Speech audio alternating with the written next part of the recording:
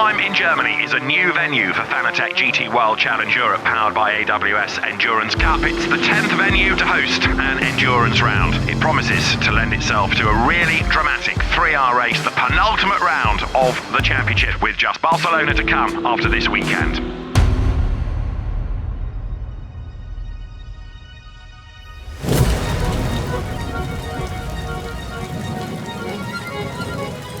This weekend, we've got 49 cars for a 3-hour race, 7 different brands represented: Audi, BMW, Ferrari, Lamborghini, McLaren, Mercedes and Porsche. There's also the on-site Fanatec Esports GT Pro Series. The top 5 drivers take points for their teams in the Real World Teams Championship. Welcome to episode 3 and welcome to Hockenheim. As you guys know from the first 2 episodes, esports is a massive part of this Fanatec GT World Challenge, and this episode and this weekend is particularly special because we're going to follow not 1 but 2 drivers from the AMG Team AKKodis ASP, Danny Juncadella and Raffaello Marcella. But there's another really important aspect that I'm really excited to share in this episode, and that is the Iron Dames. Now, they are one of the first all-female driver lineups in motorsport, so we're going to get to see these two in exclusive behind the scenes as they fight for vital points at a crucial part of the championship. It's a new venue for some of the teams and for some of the drivers, although 1 or 2 know the place very well from other championships. It's a fast circuit and it always delivers action. Just as Spa did at the end of July, where there was a win for Raffaele Marciello, Jules Gounon and Danny Juncadella. That has put them into the lead of the championship with an 11-point advantage. Hi Raffaella. Hi. Lovely to meet you. Hi, I'm Lizzie. How are you? How's the morning been? Yeah, it's okay. It's a bit tricky with the weather today. It's wet and we believe the weekend will be dry. So it's a bit unfortunate because you don't learn so much today, but you never know if maybe tomorrow can be wet. So it's a bit boring, but it's the same for everyone, so it's okay. It's going to be a good weekend and the garage looks amazing. Do you think we could have a little look around? Yeah, for sure, yes. Here we have the entrance with 2 cars. We have some radio here. I mean, It's a small team, we have only 2 cars, so not so many mechanics and engineers. Now the mechanics are cleaning the car from the wet, let's say. They look great, I love the colours. Yeah, very cool. It's not a new team, but it's a new name, Team AKKodis. Yes. So they did this new livery, both the yellow and blue. Here we have some tools where the mechanic can work, the television, where you can see lap time and the race. And behind we have the engineer room where everyone is working. There is all the lap time. We only come here, let's say, after we run. When we go out of the car, we come here. We have in the left helmets where we get ready. And behind there is a small area where guests can watch the race. But normally also there we don't have too many people because it's a small box in Hockenheim. So everyone will stay in the hospitality. So what's your opinion on the integration of esports into the Fanatec GT World Challenge? It's nice because you can bring all the fun people, and I was also a nerd, let's say, when I was young. I started with Gran Turismo when I was 4 or 5, so I mean, it's nice when you can bring more people in the sport, for sure. Yeah, for sure. I mean, I think it's so interesting how the esports points in the series actually contribute to the actual championship. Something big for sure, that maybe if the team is pushing to win the championship team, maybe 1 point of the simulator can make difference in real life. So yeah, for sure for the teams it's really important.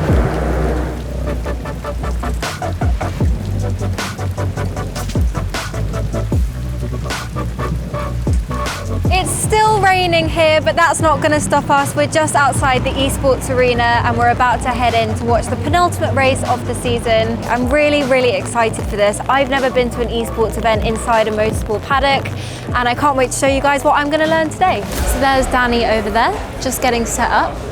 It's so busy in here, I'm so surprised. There's so many people who have come out to watch the esports race, which actually makes sense because esports is becoming really popular online, and it's really, really great to see it in a motorsport paddock here and as part of such a big series. Welcome to Hockenheim, but then detour to Suzuka, because Suzuka is our venue for the actual race, even though we're all based in Hockenheim this evening. And either way, we are in for a storming hour of action, because Suzuka is a fantastic circuit.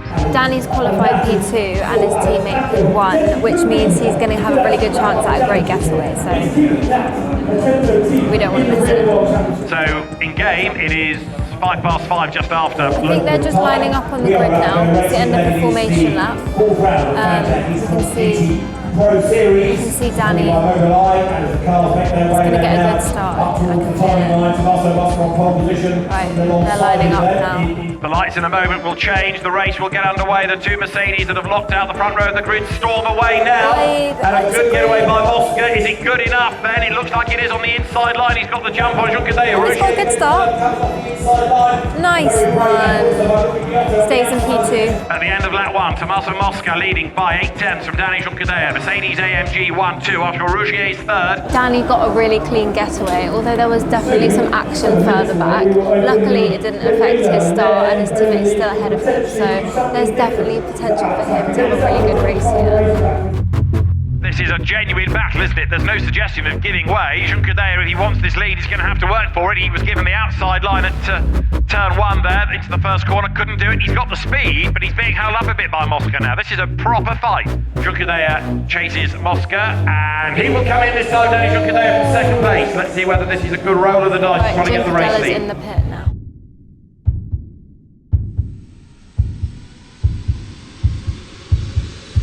Where is Danny Juncadella in comparison to Tommaso Mosca? Oh, he's well through.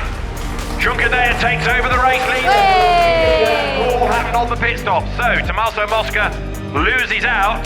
Danny Juncadella goes through, so it was worth. So he's taken P1. He's just overtaken his teammate. Undercut's worked.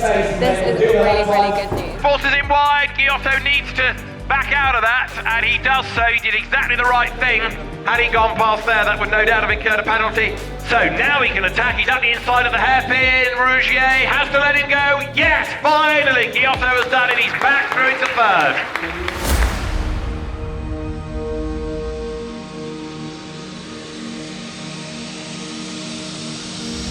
We're looking at Danny Juncadella, the race leader, soon to become race winner, as he heads then out of the Boon curve up towards 130R, and as he does so now, the checkered flag is going to be ready for him this time. It is round 4 of Fanatec Esports GT Pro Series. It is going to be another Mercedes victory. It's going to be another win for AKKodis ASP, but finally, it's going to be a victory for Danny Juncadella. He comes out of the triangle. He makes the run now up towards the timing line.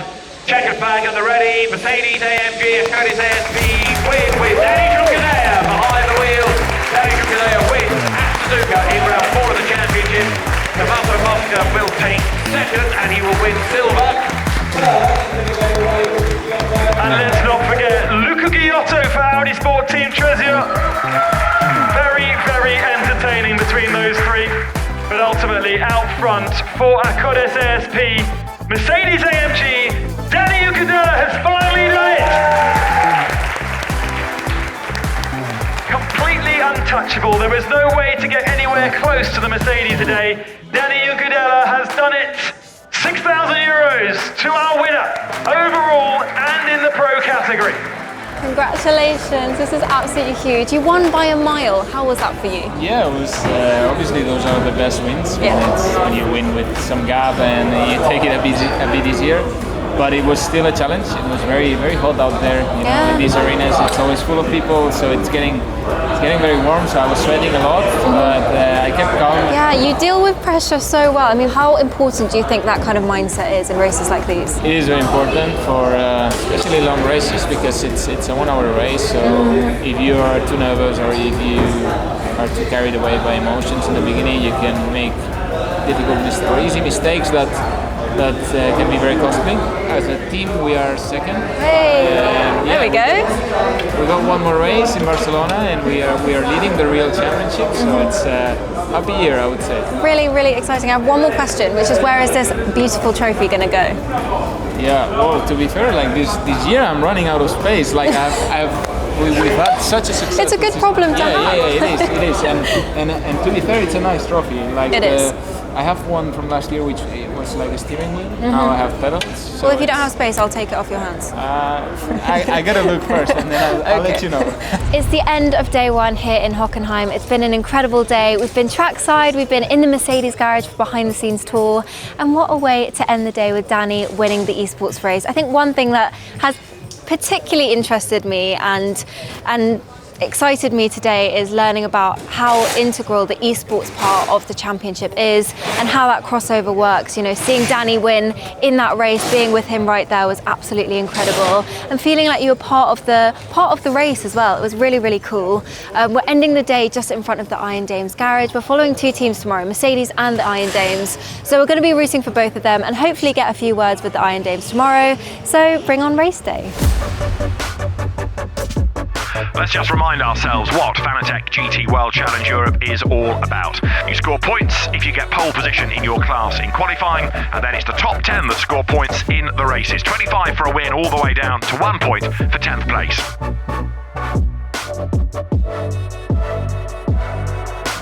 So we're here, it's race day, we're in the paddock, it's absolutely packed and the atmosphere is incredible. It's my first endurance race, I'm sure it's not my last. 3 hours long, so we've got a good amount of time and it's going to be amazing. After a really good result at Spa, winning the Gold Cup in the 24-hour race there, the Iron Dames Ferrari leads the Gold Cup in the championship. The car driven by Sarah Bovey, Michelle Gatting and Rahel Fry. Got to start off by saying congratulations, the first all-female team to take a victory at the Spa 24 Hours. It's absolutely incredible, so inspiring. Can you tell me a little bit about the Iron Dames, the project, its roots? The Iron Dames project is created and led by Deborah Meyer. She's also the FIO Women in Motorsport Commission President. And she's a racer herself. She started racing and she realized immediately we need more females within motorsport. We are growing stronger together, we are growing faster together, and the amazing win at Spa is just a provement that we can go as fast as everyone else, that it's not a question of gender, and we keep working hard, we keep continue growing together, because together we can make the change. So many girls and women growing up, they're really only seeing men compete at the highest level of the sport. And I want to ask, what do you think the Iron Dames are doing to inspire that next generation of women, both on and off track? We want to show by the results that we are doing, that we are able to compete on exactly the same level as men. And by that we hope that we are inspiring a lot of people. And then all the work that we are doing off track with all the marketing, that we really are trying to show. Yeah, we are driving a pink car with a pink race suit. We want to prove that we are women. Here we really want to inspire all the young girls, and I can really see the difference, you know. The Fanatec GT World Challenge, it's so unique in the way that it combines sim racing and real life racing. Do you think sim racing is another in for women into motorsport? You can see it everywhere in gaming. I mean, there is less and less difference between male and females, and motorsport is a sport that is difficult of access because of many reasons. Gaming, sim racing is something you can do from your home with a limited budget. We have seen some very, very famous sim racer racing on very, very cheap equipment and still winning championships and everything. So I think it's a good access. There are more and more initiatives to win a transition from sim racing to the real world. So yeah, I think it's going to be something that will matter in the future. And as ever, there is much attention surrounding the doctor, Valentino Rossi. He will start in number 46. We've seen him do middle stints, but other than the sprint rounds, he's not very often the start driver. I don't know how many races we've had this year where it's been 46 on track temperature. That's pretty hot. Indeed so, Valentino Rossi then racing here for the first time, be it on 2 wheels or 4. Here comes Valentino Rossi, a motorsport legend, and these fans have been waiting out here for hours just to catch a glimpse of the man himself. Amazing. His fans are incredible. There's so much neon yellow around, it's amazing. Honestly, his fans seem like some of the most loyal in the world. I've seen so many Valentino Rossi tattoos alone, and so many caps flying around as well. So it's really nice that he's out here spending time with the fans before the big race today.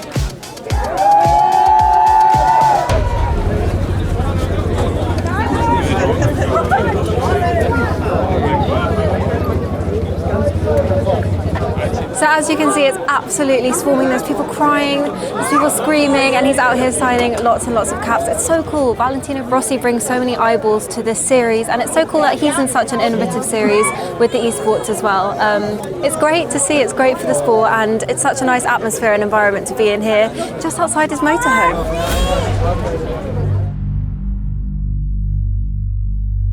Guys, a development. The race is starting in about 40 minutes, but I'm shaking because I'm actually going in the safety car.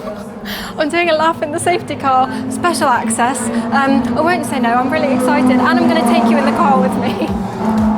Right guys, let's go. This is crazy. I'm excited. Yes. Go easy on me. Wow, let's do this. See you on the other side, guys. Wish me luck. All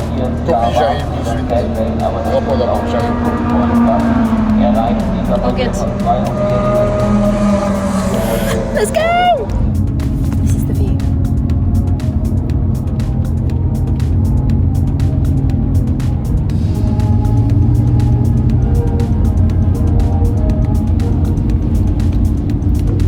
Feels like a procession for me, I'm not gonna lie. I'll take it. Look at that. I'm a proper driver now. This weekend it's a voyage into the unknown because it's the first time this era of GT3 cars has visited Hockenheim. All right, the cars are just arriving on the grid. The atmosphere is insane down here. There's so much going on. We're going to find our drivers to talk to them, but just there's so many fans around at the moment, all waiting for the race start, which is very, very soon, and we can't wait to see what's going to happen during this race.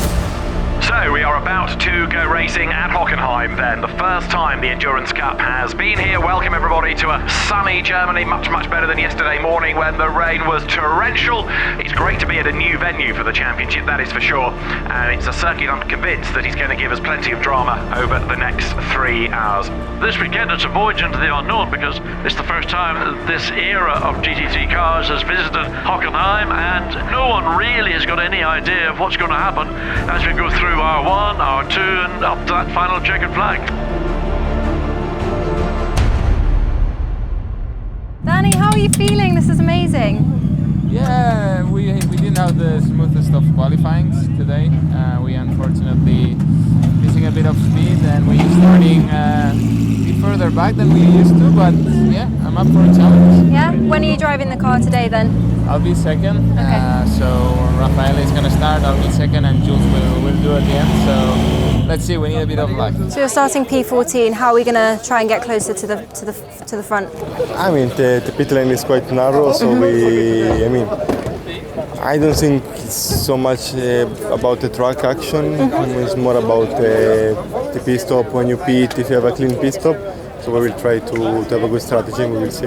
Yeah, good luck. It's going to be really weird because I'm going to be leading all these cars you can see on the grid, and they're all going to be behind me. So the grid starting to be cleared. The teams, the VIPs, make their way into the pit lane at the 1 minute board, of course. The engines will fire up, and the leading car there puts itself into position ready to control the formation lap. So everyone's clearing the grid now. The race is just about to start. There's so much tension, so much hype, and I'm about to get in the car and do the safety lap. So the green flag is waved. Then from the marshal's post opposite the start line, the cars accelerate down towards turn 1. This opportunity to get a bit of warm into the tyres.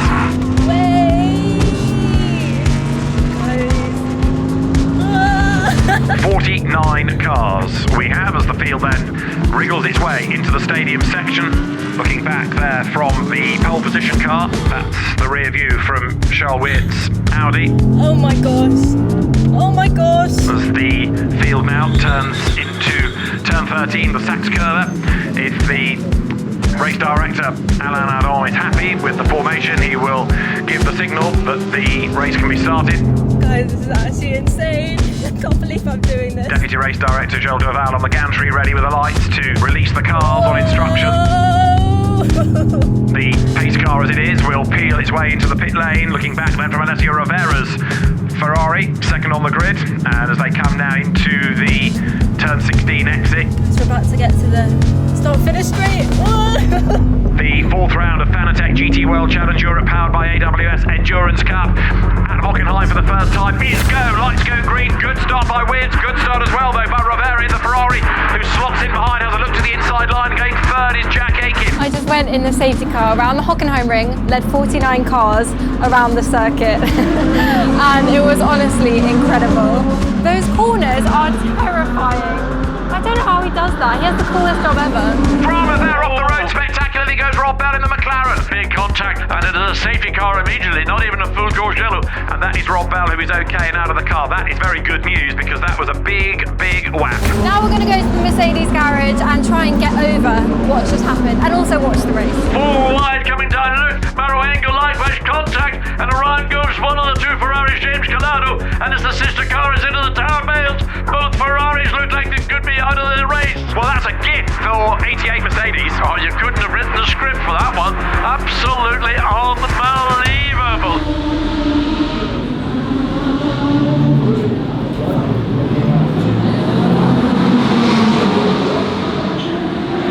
So the team started 14th as you saw, but Raphael has managed to already get up to P6, which is incredible. The team's coming in for its first pit stop, which Raphael was saying is really important for the team today for their strategy. So the car's coming in now.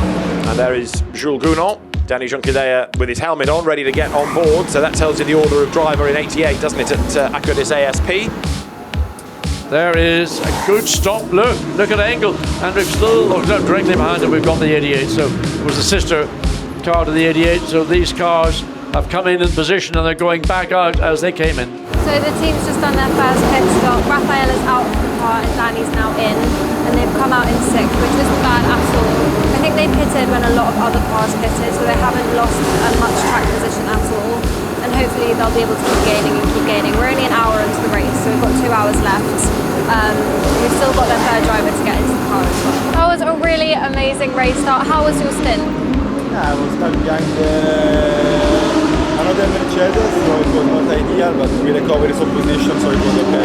Yeah, and what's the strategy for the rest of the race? We'll see. I think we try to pit early and to undercut, but we'll see after. There is the second place car, the Mercedes, third the blue Audi, fourth the Lamborghini, and then fifth now is Marcus Winkelhock. He's got ahead of Danny Juncadea, so change for fifth. More evidence were you to require it that Mercedes just hasn't got the pace this weekend. So we are in the Danes garage now. They haven't quite had the race start they would have been hoping for. Sarah's done her first stint. Rahel is in the car now, but I think she had to come in for a puncture for a tyre change pit stop. She's back out now. We've got about an hour and 15 left of the race, so Michelle's going to get in at some point quite soon actually. The noises of these cars are amazing, and the team is just ready, waiting for whenever the cars come in. So there is 83 through turns Rahel Frey, and just up the road ahead is the Lamborghini. Rahel is just about to come in for her pit stop. We'll have to see how this pit stop goes. We're going to hope it's a quick one, obviously. And yeah, right on time.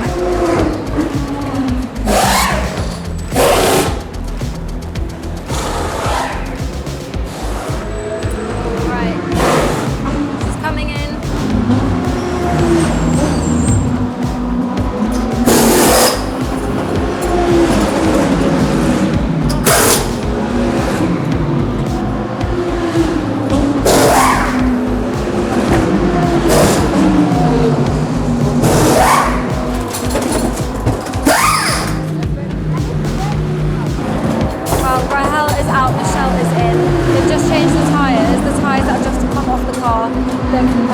Incredible. She's off, so that's the final stint of the race. There's under an hour to go. That was the craziest driver change I've seen, up close and personal. And they did it so quickly, they absolutely killed that. Rahel, well done on that stint. How was it for you? It was a tough one, very intense one, as you can see. I gave my very best. We were very fast in track. We found a very nice compromise for the setup. I loved it. Unfortunately, I had a slow puncture in the rear left. The pressure was going down, down, down. I had to take less risk. It's a shame, but that's part of racing. I'm very happy that we fight it hard and once again we were able to prove ourselves. Yeah. And hey, we can so glad to hear that. And what does this mean for the rest of the race? What's the strategy in the last 50 minutes? There is no strategy left, just to go as fast as possible, to take as many races as possible. We don't have anything to lose, just a lot to gain, so we go for that. Jules Gounon gets in, Danny Juncker gets out. We are fascinated to know what was going on with that car, or perhaps more to the point, what was not going on with it, as to why it looked so slow relative to the expected pace.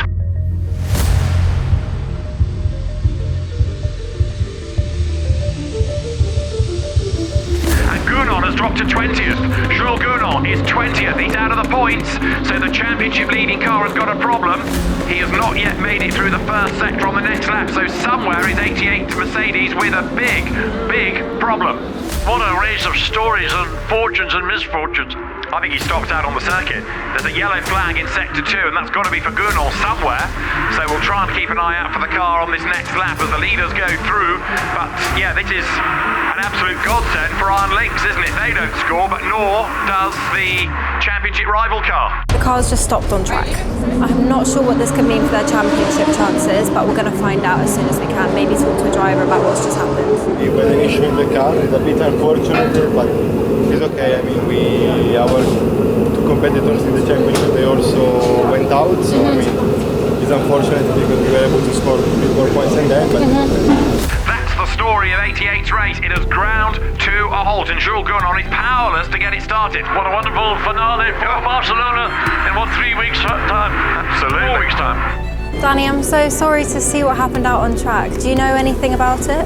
I just heard the car shut off and they had to pull to the side and stop, which is unfortunate, but considering where our rivals are, because they also couldn't finish, in the end it's not the end of the world, you know, racing sometimes it's like this. So how are you set up going into the final race of the season, leaving Hockenheim? It's a special race, and for me it's also my home race in Barcelona, so I'm really looking forward to that race. Good. And I think we've always been very, very competitive there, so that's something to be quite positive about. Thank you so much for all your time this weekend, giving us so much behind the scenes access. Again, congratulations from the Esports race. Good luck going into Barcelona. We're all going to be rooting for you, and we think you can do it.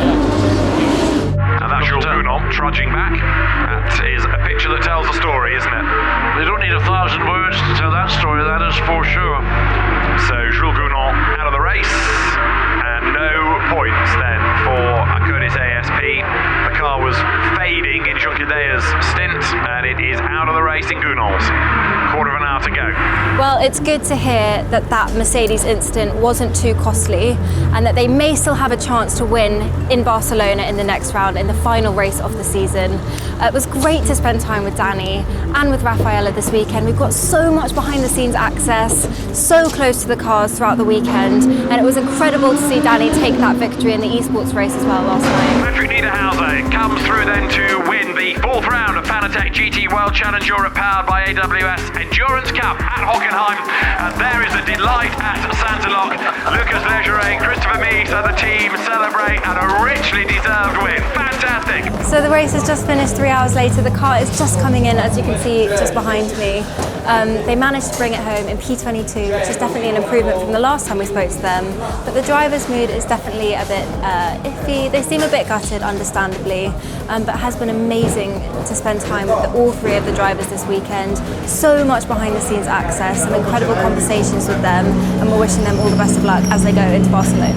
Well guys, that is a wrap on the Hockenheim weekend for the Fanatec GT World Challenge. I have had a blast. I've learnt so much. We've had so much access in the garages, out on track. It's been fantastic. I am Lizzie Mackintosh. This has been the Fanatec GT World Challenge. I hope you've enjoyed it. See you next time.